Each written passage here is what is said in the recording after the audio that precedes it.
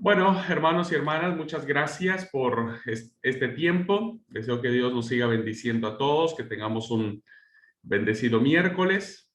Confío en que el Señor nos ha dado un buen descanso y eso nos ayuda para tener buena pila y, y para seguir aprendiendo un poquitito de lo que significa la parte de cómo el texto bíblico se fue formando hasta llegar a nuestros días. ¿Ok? Así es que bienvenidos todos, hermanos, para la clase de este día. Bueno, vamos a orar, hermanos, para pedir a Dios su bendición. Así es que los invito, vamos a orar. Amado y buen Padre Celestial, te damos la gloria, Señor. Bendecimos tu nombre en esta mañana, porque tú eres bueno, porque para siempre es y será tu infinita misericordia. Gracias, Padre, porque podemos descansar en la confianza de que tú, Señor, te has revelado a través de tu palabra y nos asombra la manera, Señor, en que veniste trabajando, en que lo hiciste en el devenir del tiempo y que ahora, Padre, podemos disfrutar de este libro maravilloso, Señor, que nos enseña, que nos moldea, que nos hace aptos para toda buena obra y sobre todo, Señor, para saber que Cristo es nuestra salvación. Gracias por tu palabra, Señor. Bendecimos tu nombre. Abre nuestro entendimiento y síguenos, Señor, ayudándonos para aprender más de tu palabra. Lo pedimos todo en el nombre de Jesús. Amén. Bueno,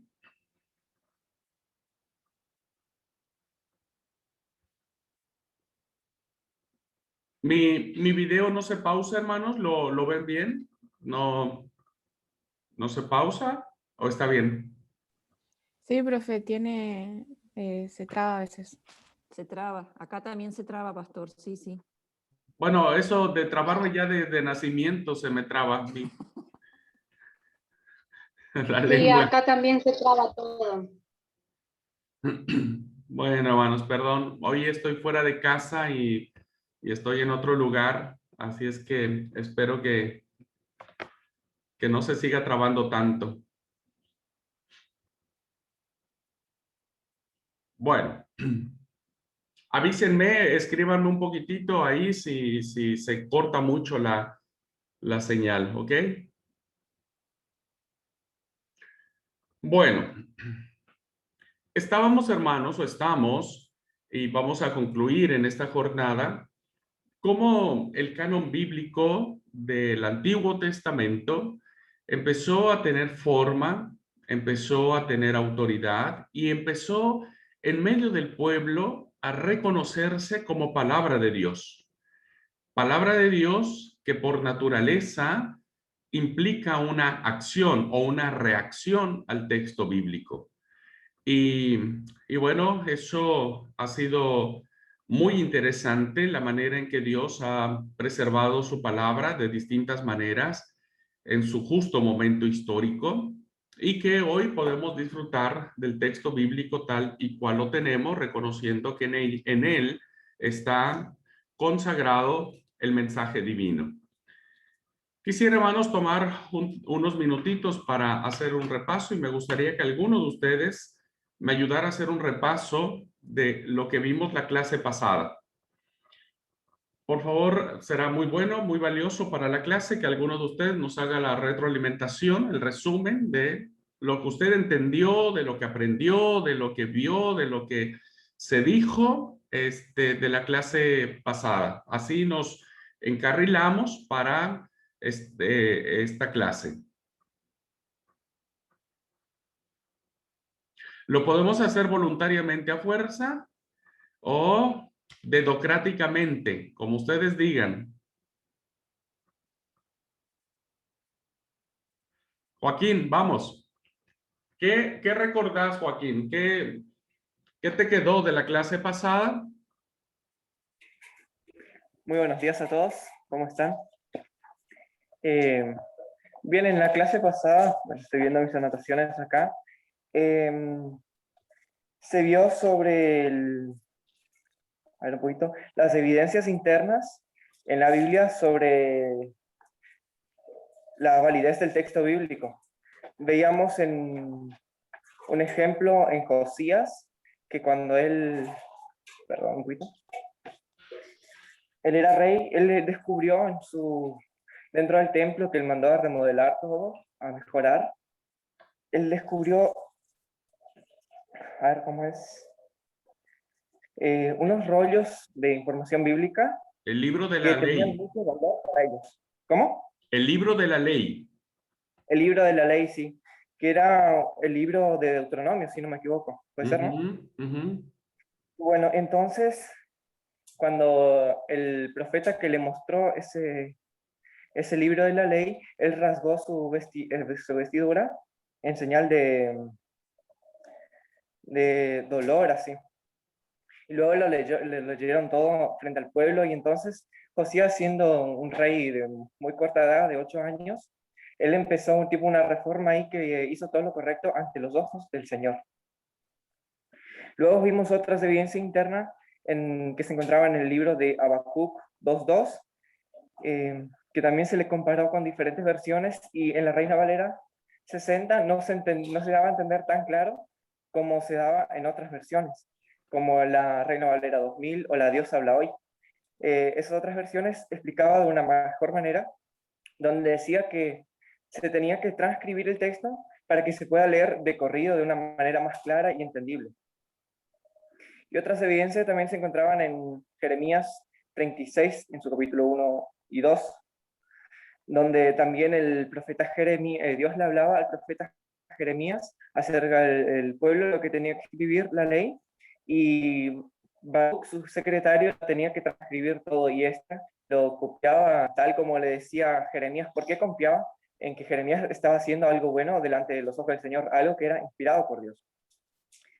Y bueno, y ahí vimos también que eso se daba a finales del primer templo.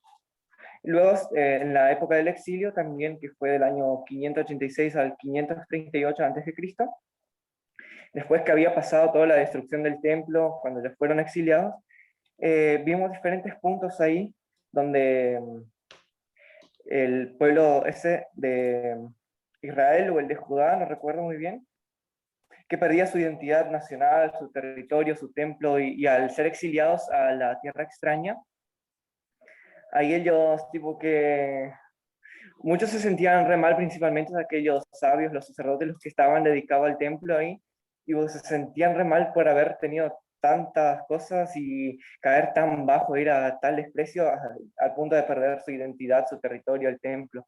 Y en ese lugar ellos, que ya no tenían un templo para reunirse, para congregarse, y entonces el sábado jugó un papel muy importante en esa época, ya que como ellos no tenían el templo donde supuestamente Dios estaba,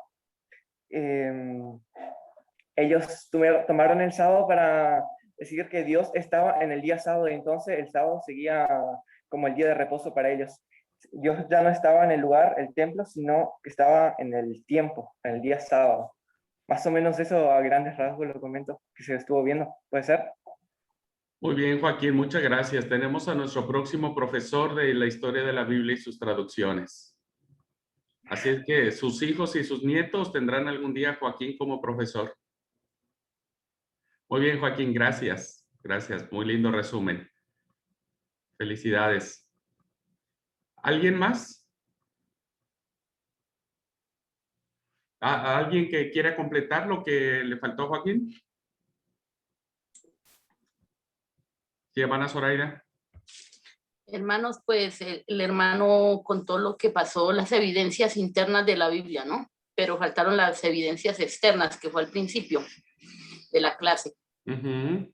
que vemos que dijimos que el Antiguo Testamento fue tomado del original del canon hebreo.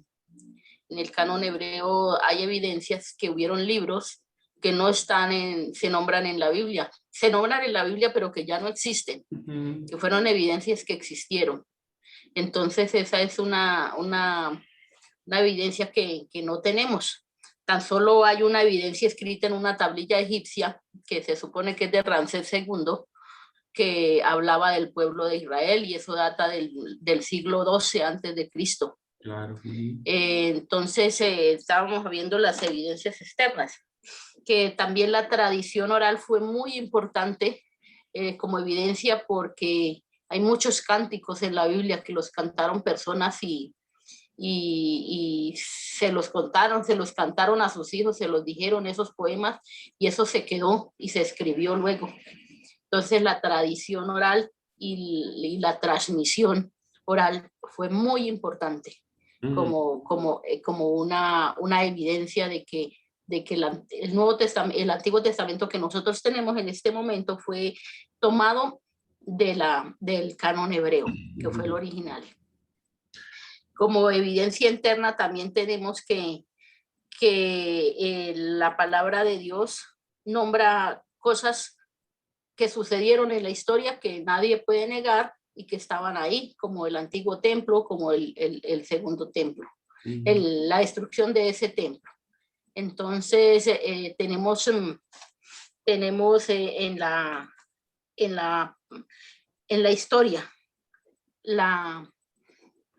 la primera evidencia, la transmisión oral, los hallazgos que se han encontrado, los libros que ya no existen, la historia en el exilio, de que se destruyó todo, se llevó todo, pero al pasar el tiempo, los que llevaron cautivos a Babilonia se reunieron, los que tenían buena memoria y se sabían la historia, la contaron a los que escribían, y se formó las historias escritas allí en Babilonia para no dejar perder su identidad religiosa, llamémosle. Muy bien, muchas gracias, Zoraida, maestra adjunta de la historia de la Biblia y sus traducciones. Felicidades, gracias. Bien, miren, es muy importante, hermanos, que para que nosotros podamos entender históricamente, porque de eso se trata nuestra materia, cómo el texto bíblico vino dándose, es muy importante que nunca perdamos de vista que el texto bíblico narra la historia de un pueblo que históricamente existió, que ya lo vimos en la estela de Mer Neftah, en donde hay una alusión desde siglos atrás sobre el pueblo de Israel, de un pueblo que ha persistido en el tiempo y pervivido en el tiempo. Y también, hermanos, no debemos olvidar que el texto bíblico narra historias de ese pueblo. Entonces, Israel, hermanos, no se cree en la luna, sino Israel tiene su impronta en la historia, en el momento. Y evidentemente el texto bíblico que va evolucionando o se va escribiendo en relación a ese pueblo, tiene su misma impronta, tiene la misma forma en que el pueblo ha venido desarrollándose de manera histórica. Y lo que estamos mirando ahora, hermanos, son las evidencias que nos permiten a nosotros ir descubriendo de a poquito cómo es que este texto se empezó a conocer. Lo vimos con Josías. No conocían el libro de la ley, tanto en el periodo de Manasés como en el periodo de Amón. El pueblo no conocía la ley. Ahora entendemos que por eso el pueblo hacía lo que quería y construía altares a Baal, a Será, etcétera, etcétera.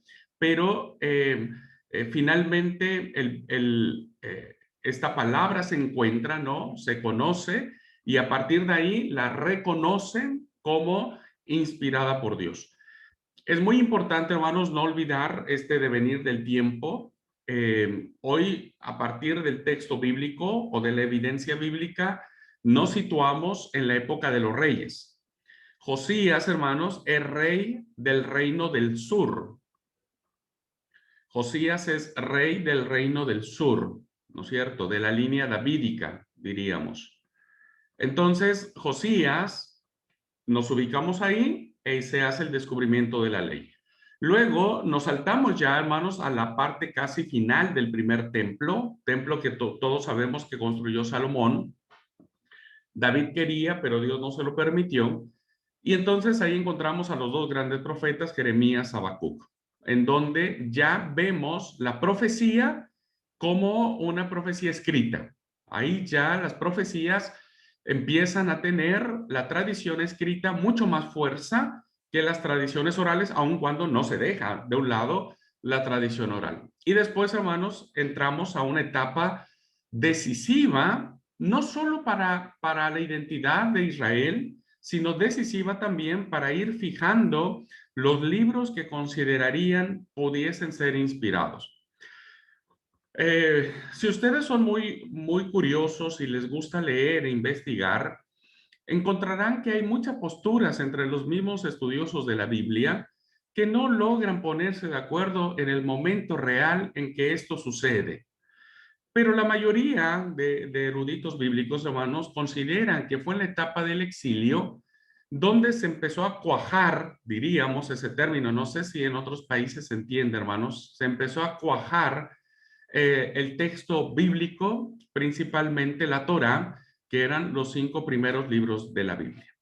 Entonces, ahora no queda ahí el asunto, porque ahora el pueblo sube a Babilonia, va cautivo a Babilonia, ¿no? Y finalmente el exilio termina, ¿no? Y entonces vamos a ver qué sucede. Todavía hay mucho más camino por recorrer y de eso se trata nuestra clase de este día. Así es que voy a empezar a compartir la pantalla, hermanos, para ahora ubicarnos en la época persa. Ya pasó la época babilónica, ya Israel estuvo del 586 al 538 exiliado en Babilonia. Ya vimos entonces que hay una gran pérdida de identidad nacional, territorio, religión, principalmente eso. Acuérdense que Israel había centrado mucho su atención en Jerusalén y principalmente en el Templo de Salomón, aun cuando empezaron a construir otros altares y a otros dioses. Las personas que fueron al destierro fueron un grupo de élite, diríamos, de lo mejor que tenía Jerusalén, que tenía Judá, e incluido el sacerdote Ezequiel, que más adelante será un gran profeta, que narrará la situación tanto de la destrucción del primer templo como la vivencia en el exilio.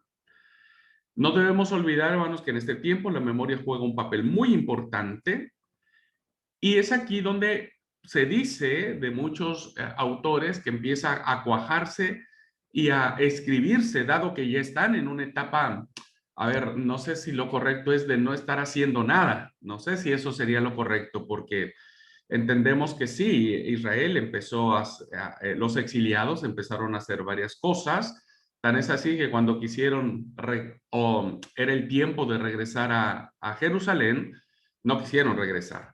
Pero cuando digo que no estaban haciendo nada, es que dedicaron mucho mayor tiempo a la reflexión, a la meditación del por qué habían llegado a ese momento del exilio, del destierro, de la destrucción del templo.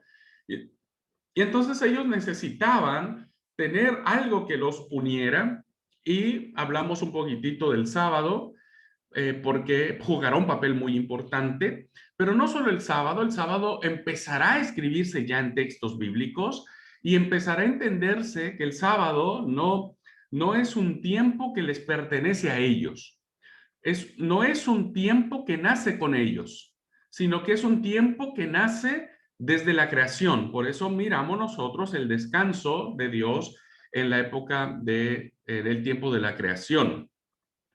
Pero este grupo de exiliados jugará un papel muy importante para esto. Tan es así que ahora vamos a la época persa. Y nos vamos a situar en esta línea del tiempo, cuando ya Israel ha pasado el exilio, una parte del pueblo, hay dos retornos a Jerusalén. Hay dos grupos de personas en dos distintos momentos en que regresan a Jerusalén. Y lo que pasa, hermanos, es que ya los persas, el imperio persa, había destruido ya al imperio babilónico Y entonces ahora el poder estaba en los persas y evidentemente eso influía en el pueblo de Israel, ¿no es cierto? Pero influyó para bien, porque es aquí, hermanos, donde vamos a encontrarnos a este dúo de personajes muy importantes, que es Esdras Nehemías. Recuerde que ya el primer templo fue destruido hace muchos años. Esdras y Nehemías se crían o se forman en el destierro. Nehemías no nace en Jerusalén, Nehemías no conocía Jerusalén, Nehemías nace en el destierro. Y más o menos estamos ubicando este actuar de Esdras Nehemías en el año 400 antes de Cristo. Y resulta, hermanos, que el edicto de Ciro ayuda a que el pueblo dejara ya el cautiverio y tuviese la decisión de regresar. Aquí se hace un punto de inflexión muy importante, lo vamos a ver en el canon griego, que el pueblo que no volvió a Jerusalén, que quedó en Babilonia y que empezó a viajar por todo el mundo, se empezaron a situar en lugares donde estaban muy lejos de Jerusalén. Y serán ellos los precursores de la traducción al griego de la palabra de Dios. Pero ahora, ubicándonos de los que sí volvieron a Jerusalén, Esdras, Nehemías, entre otros personajes, los vamos a ver. Y el primer personaje es muy importante, hermanos, que es la persona de Esdras. Esdras, hermanos, es descendiente de la casa de Aarón. Este dato es muy interesante, hermanos, porque ustedes saben que el sacerdocio que inició, o la línea sacerdotal que Israel vino siguiendo en el devenir del tiempo, estaba situada o estaba amparada bajo la tutela del gran personaje Aarón, ¿no? Entonces los sacerdotes aaronitas jugaron siempre un papel en el transcurso de la historia muy importante, principalmente en las cuestiones culticas. Y Esdras, hermanos, era un sacerdote que descendía de la casa de Aarón y por lo tanto formaba parte de esta élite del sacerdocio israelita. Desafortunadamente, hermano, como todas sociedades, Israel también caía en ese tipo de clases sociales, ¿no? Lo vamos a ver mucho más en la época de Jesús. Ya cuando Jesús nace, Israel tiene una infinidad de clases sociales, ¿no? Donde la cúpula la ocupan principalmente los sacerdotes del templo. Entonces, Esdras, hermanos, es un descendiente de la casa de Aarón, forma parte de este élite que se forma en el exilio, es un hombre que trae ya el pensamiento del cautiverio, de lo que sucedió en el cautiverio, y entonces esa impronta que él fue desarrollando en el cautiverio, ahora lo trae hacia las ruinas del templo destruido. La evidencia que tenemos, hermanos, está en Esdras 7:6. Por favor, vamos a leerlo en Reina Valera. No olviden tener siempre su Biblia a mano. Vamos a leerlo como dice Reina Valera. Y Reina Valera dice en Esdras 7:6.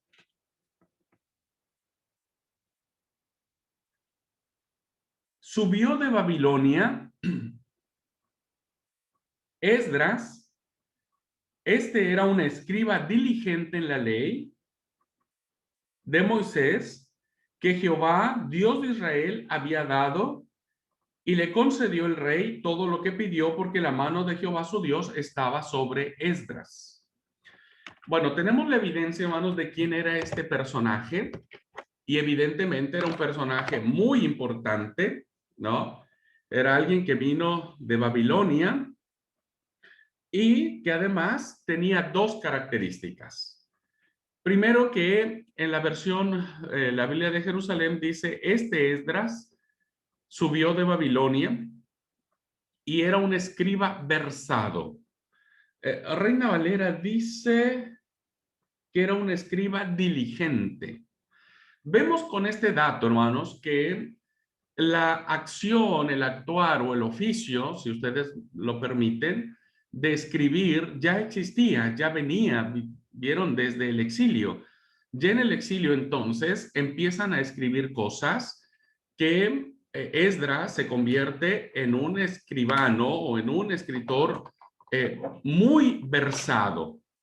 Cuando dice la palabra versado, hermanos, o diligente, no tiene que ver con la aptitud. Es decir, el término no quiere decir que Esdras era un escriba que escribía rápido, que tenía buena ortografía, que tenía buena sintaxis, que tenía buenas funciones de aptitudes que lo hacían un escriba calificado. No, no. Cuando el texto bíblico habla de que Esdras era un escriba versado, ¿no? Tiene que ver básicamente, hermanos, de que la función que tenía Esdras era una función de interpretación, era una función de autoridad, era un hombre, ¿no es cierto?, que conocía perfectamente el texto bíblico, las tradiciones orales y lo que había sucedido en el exilio, que lo hacían realmente ser un hombre, ¿no?, que tenía toda la autoridad de poder transmitir la palabra de Dios. Tan es así que el libro que lleva su nombre se ampara bajo la sombra de Esdras.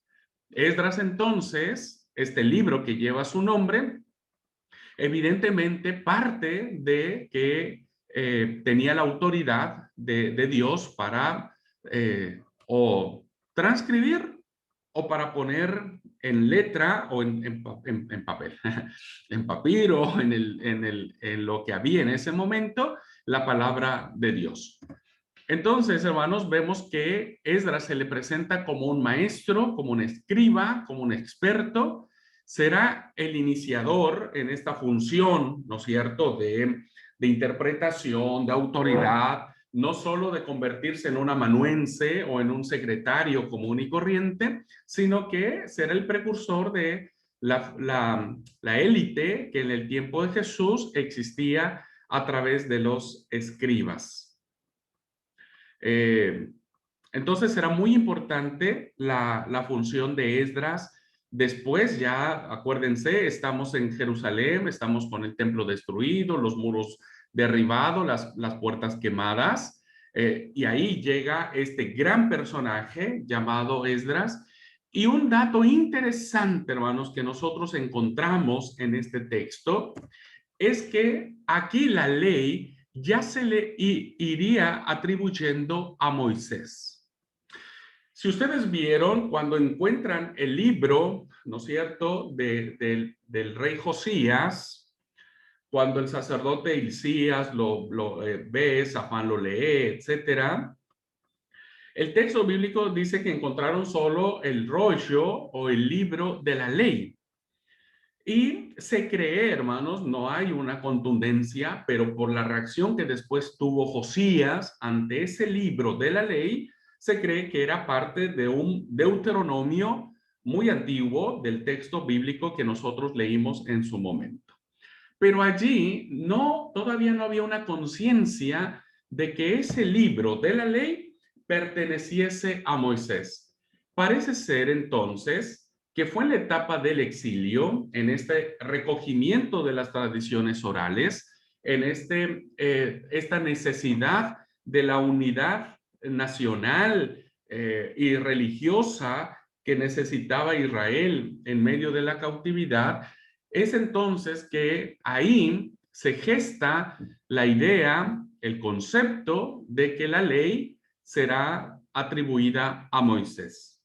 Por eso encontramos ya en la época persa que al parecer los libros, no sabemos si aún teníamos ahí todo en la Torá o todo el Pentateuco como nosotros lo conocemos, pero lo que sí sabemos que ya en ese momento el pueblo reconocía en Moisés el autor de la ley o de la Torá. Entonces, este hecho fundamental, hermanos, de atribuirle al gran Moisés, al gran libertador del pueblo de Israel, de Egipto, se convertirá en la piedra fundacional de la identidad judía. He explicado en otras clases que para el pueblo judío, hermanos, la Torá es la parte más sagrada, más importante de todo el texto bíblico, de toda la Tanakh, ¿no?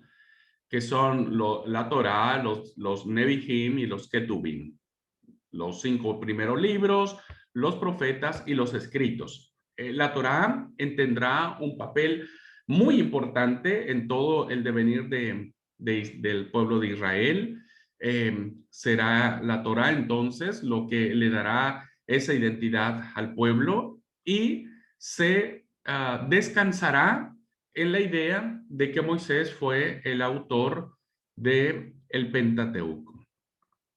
Bien, hasta aquí entonces vemos, hermanos, cómo el texto bíblico ha ido evolucionando, se le ha ido dando ya a ciertos personajes bíblicos la atribución del texto y eso hacía, ¿no es cierto?, que el pueblo pudiese ahora reconocerlo como tal. Pero no queda aquí el punto. Fíjense hasta qué momento o hasta qué grado esta afirmación que hacía que la ley era atribuida a Moisés tiene que ver, hermanos, también con Nehemías. Esdras Nehemías, estamos en la parte ahí, siglo V, año 400, ¿no es cierto?, en donde entendemos ya que los israelitas o el pueblo de Israel había adoptado por completo la autoridad del Pentateuco. Insisto, no sabemos si en ese momento del trabajo de Nehemías, ya tuviese todo el Pentateuco como lo conocemos hoy. Pero al menos lo que se conocía del Pentateuco, al parecer ya se había adoptado como autoridad. Lo vamos a ver en Nehemías 8:1. Vamos a leerlo en Reina Valera.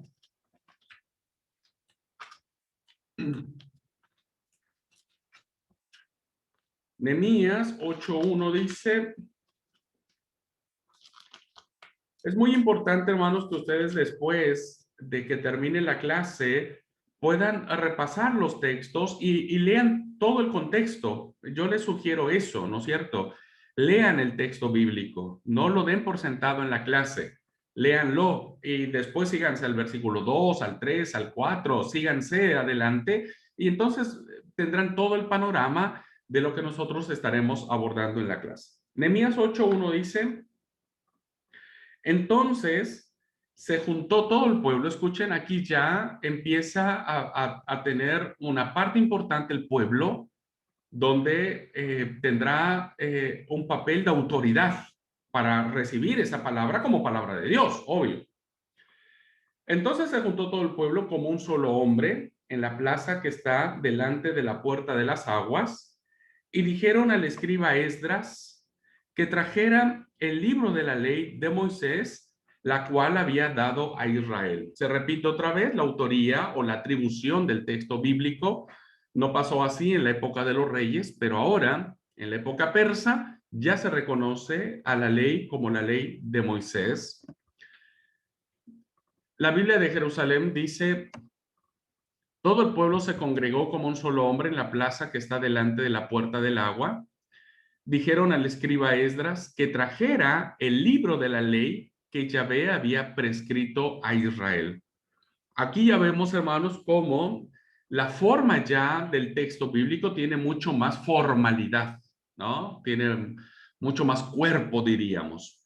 Ya no son esas tradiciones orales dispersas, ya no son esos escritos, que es muy probable que algunos de ellos hayan sido escritos por Moisés, que están dispersos, sino que ahora se juntan en un solo escrito, un solo rollo, y se le atribuye a Moisés y ahora se le pide al profeta Esdras, perdón, al escriba Esdras, que lo traiga para leerlo, porque entendían que Dios, que Jehová, había dado las instrucciones a ellos como pueblo.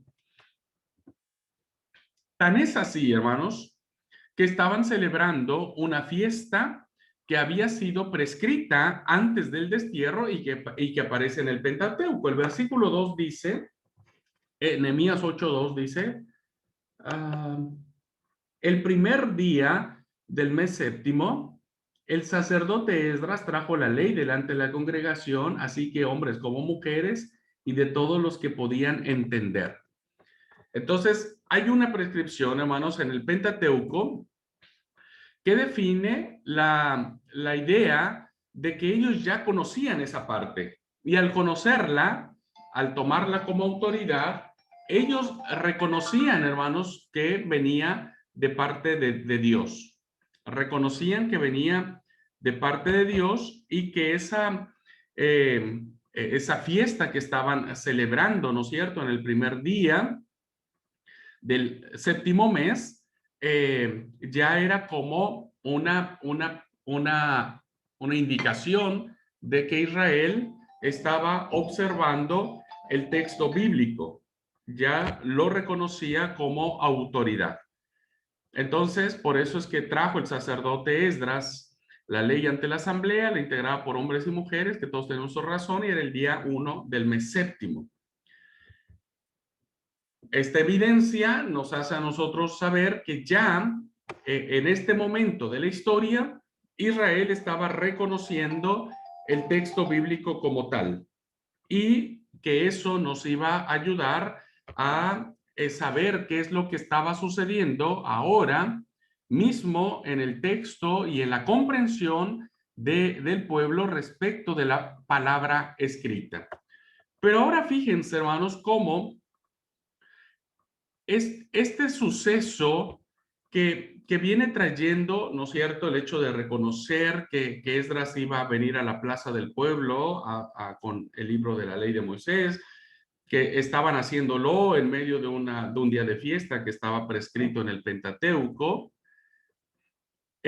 Nosotros encontramos, hermanos, déjenme ver, creo que no sé qué pasó esa diapositiva. Nosotros encontramos, hermanos, que fíjense lo que sucede. Vamos a seguir leyendo y resulta que en el versículo número 3 dice así de Esdras Nehemías: desde el alba hasta el mediodía leyó en el libro delante de la plaza que está en la puerta de las aguas, en presencia de hombres y mujeres y de todos los que podían entender, y los oídos de todo el pueblo estaban atentos al libro de la ley. Ahí estamos viendo la actitud que tiene el pueblo ante esto. Ya vimos la actitud que tuvo Josías ante el libro de la ley que encontró en el templo, ¿no es cierto? ¿Cuál fue la reacción de Josías? Destruir todos los altares, restituir la Pascua, celebró nuevamente la Pascua Josías, destruye los altares de Aserá y de todos los dioses que habían construido durante todo el peregrinaje de Israel. Y lo mismo ahora va a suceder siglos después o años después con el pueblo de Israel en la época persa. Y fíjense, hermanos, que lo que pasa en el versículo número 5. Abrió pues Esdras el libro ante los ojos de todo el pueblo, pues estaba más alto que todo el pueblo, y cuando lo abrió el pueblo entero estuvo atento. Bendijo entonces Esdras a Jehová, Dios grande, y todo el pueblo alzando sus manos respondió: amén, amén. Y se humillaron adorando a Jehová rostro en tierra. Vemos entonces, hermanos, acá la reacción que tiene el pueblo ante lo que está escuchando. Y hay una actitud de adoración, de veneración. La actitud que tiene el pueblo, ¿no es cierto?, es una actitud de una festividad cúltica, de unas expresiones del doble amén, ¿no es cierto? Amén, amén, un doble amén hace énfasis esta expresión, ¿no?, sobre la profundidad de lo que implicaba el amén en el pueblo de Israel. Entonces, una vez que Nehemías leyó el texto bíblico, ahora el pueblo, quien recibe ese mensaje, asume una actitud de adoración, de exaltación, asume una actitud de veneración. Tan es así que una vez que hicieron eso, se humillan y adoran a Jehová con el rostro puesto en tierra. Esto entonces, hermanos, nos da a nosotros la idea que ahora el texto bíblico ya empieza a ser aceptado no solo dentro de las cortes reales, no solo dentro de las cortes sacerdotales, sino que ahora el pueblo reconoce y le da la autoridad a eso que están escuchando como palabra de Dios, ¿ok?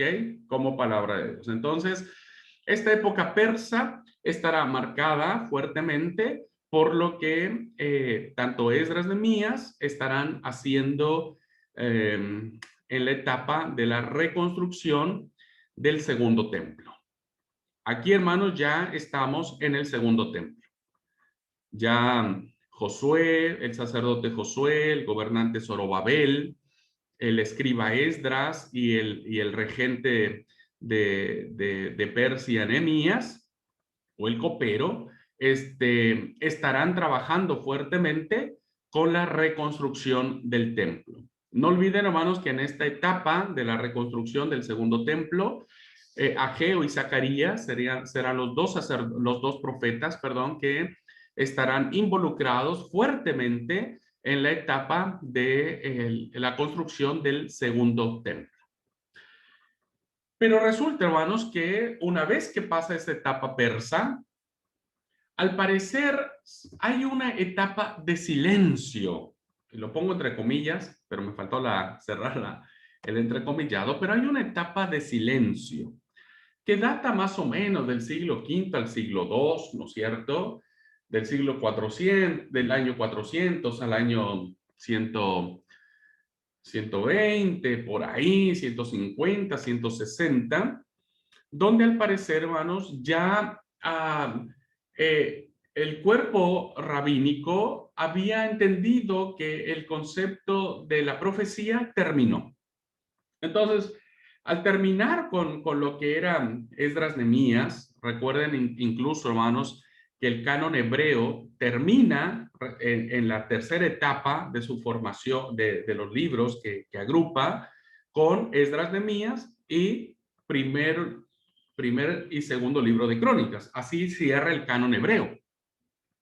¿Se dieron cuenta? El canon hebreo cierra con esos libros, esos personajes o esas historias, porque se cree que, bueno, a partir de allí ya no hay nada más que hacer. Pero recuerden que estamos en un devenir histórico. Israel no termina ahí. Israel no termina con Esdras Nehemías, ni con Zacarías, ni con Ageo, ¿no es cierto? Israel sigue su paso porque tiene que ir en el proceso de la historia hasta el tiempo de Jesús, hasta el Nuevo Testamento, ¿no? Entonces, esta etapa del silencio, vamos a ver algunas informaciones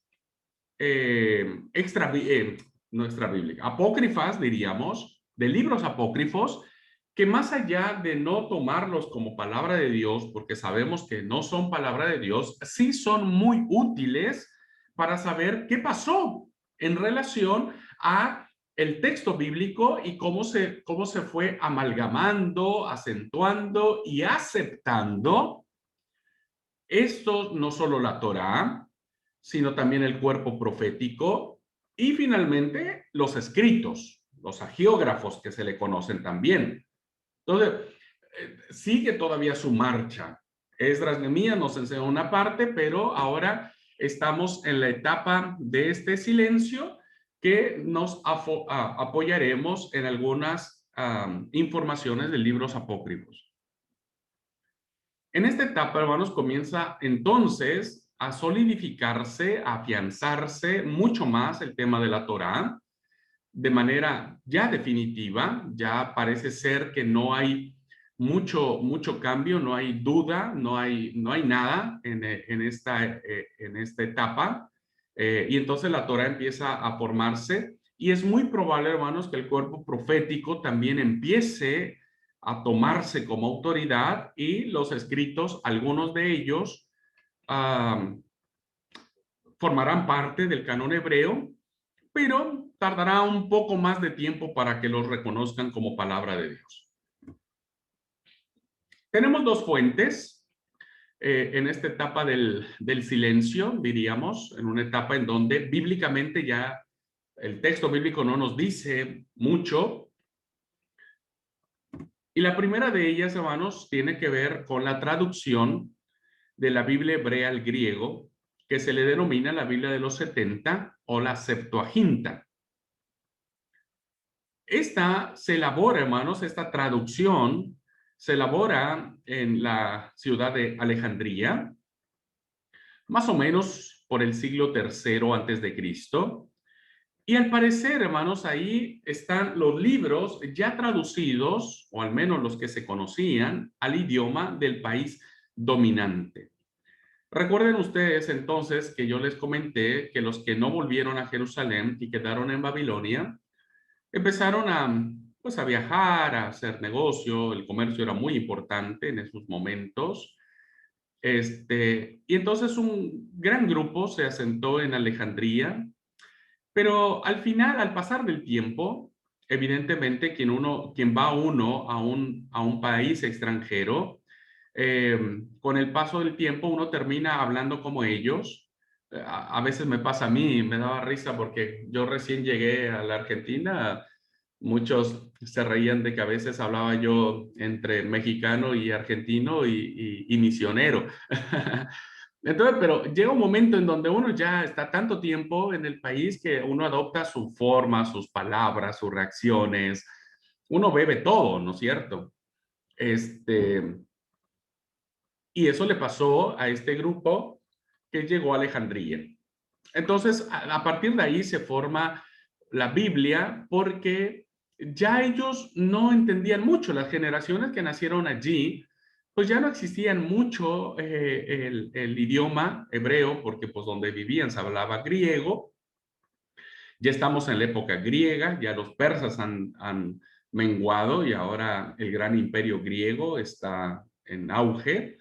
Y resulta, hermanos, que a partir de ahí nosotros ya vemos en el siglo III que los libros que se traducen del hebreo al griego son considerados texto sagrado.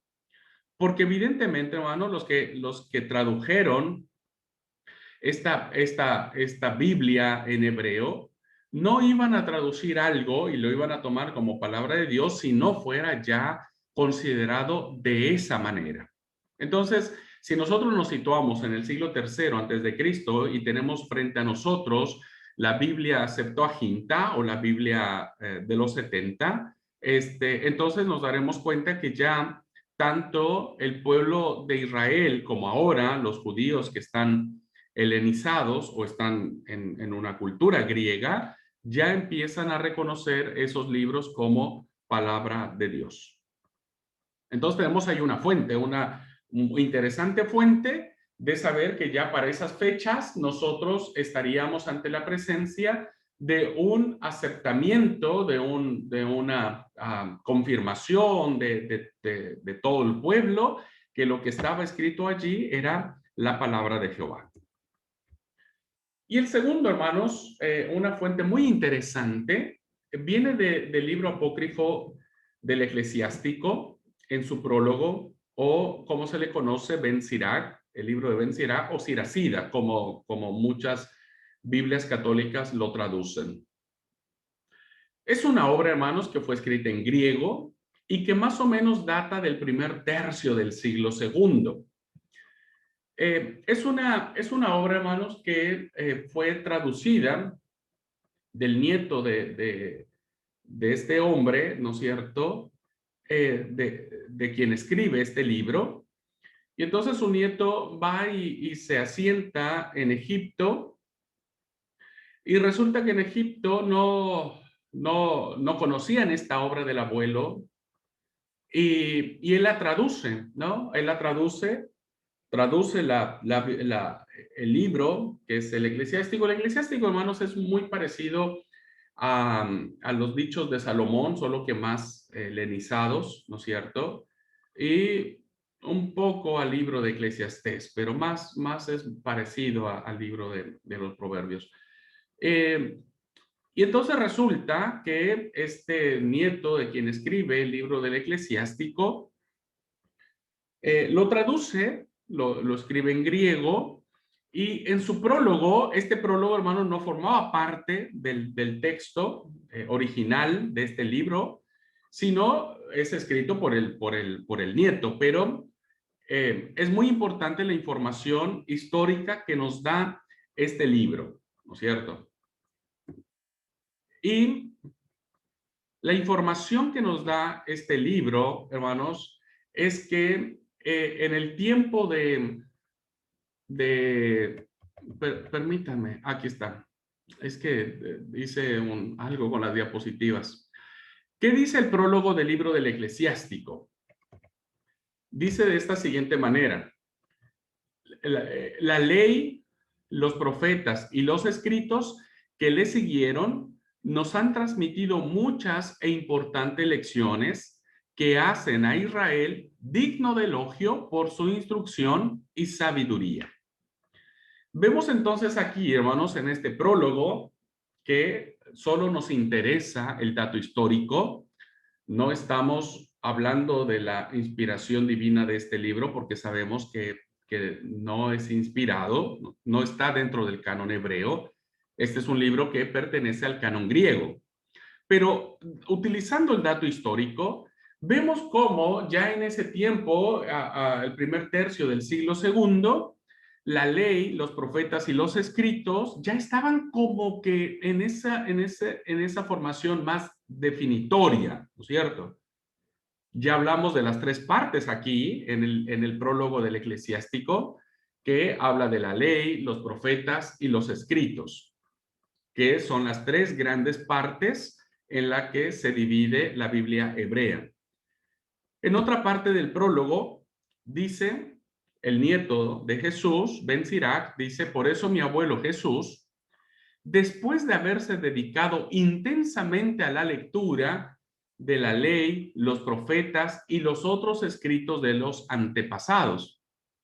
En esta expresión del prólogo de este libro, nos damos cuenta que ya desde antiguo, desde tiempo atrás, al menos desde la vida del abuelo de este hombre, ya se reconocían, se leían, se tenían presente estos tres cuerpos de instrucciones, de leyes como palabra de Dios: la ley, los profetas y los otros escritos. Hay otra alusión más en el prólogo del libro del Eclesiástico que dice: ni es solo este libro, estamos todavía en este libro apócrifo y solo estamos tomando los datos históricos de lo que ya en ese momento se consideraba que era la palabra de Dios. No este libro, ojo, recuerden que este libro no está hablando de que este libro estaba incluido dentro de este concepto, porque si no, entonces el libro apócrifo en esta redacción tendría que decir la ley, los profetas y los otros escritos, incluido este libro que escribió mi abuelo Jesús. No, ya el libro del Eclesiástico solo nos está dando la idea de lo que anteriormente ya se reconocía como palabra de Dios. Entonces dice: ni solo este libro, estamos en otra parte del prólogo, ni solo este libro, sino que la misma ley y los profetas y el contexto de los demás libros no son poco diferentes de cuando se anuncian en su lengua original. Estamos entonces ante la presencia de que la ley, los profetas y los demás libros estaban escritos en lengua hebrea.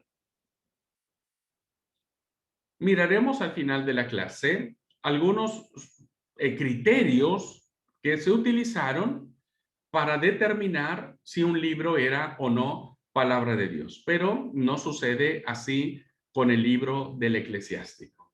Entonces, en esta etapa de silencio, hermanos, donde proliferan, evidentemente por la cultura griega, distintos libros que nosotros llamaremos apócrifos, la Iglesia Católica los llamará deuterocanónicos, nos dan alguna luz, ¿no es cierto?, de lo que era la forma de considerar estos estas tres secciones de la Biblia hebrea y cómo ya impactaba, cómo ya era tomado como palabra de Dios todos estos libros que se reconocían para esa fecha. Muy bien, entonces hasta aquí vamos a dejar esta parte. Vamos a tomar nuestros 5 minutos de receso y vendremos a tomar un libro canónico que también nos dará alguna evidencia al respecto, ¿no? En medio de esta etapa del silencio habrá un libro canónico que nos dirá qué pasa con estas situaciones. Bueno, vamos al receso. Karina, ¿querías comentar algo? ¿O?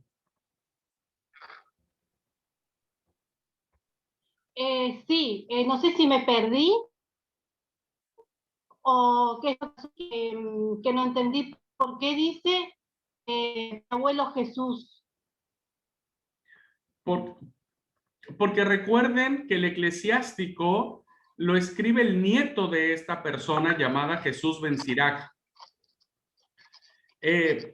Entonces el nieto, el abuelo Jesús, o su abuelo que se llamaba Jesús, porque Jesús era un nombre muy común, lo digo no en términos peyorativos, pero el nombre Jesús era muy común. Hay muchos Jesús en la Biblia, no solo nuestro Señor y Salvador.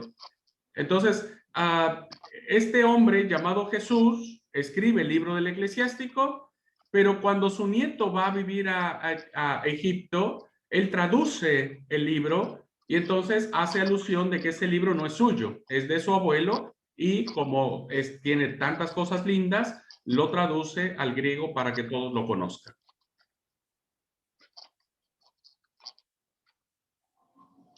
Perfecto. Muy bien. Vamos al receso, hermanos. Regresamos 5 minutitos.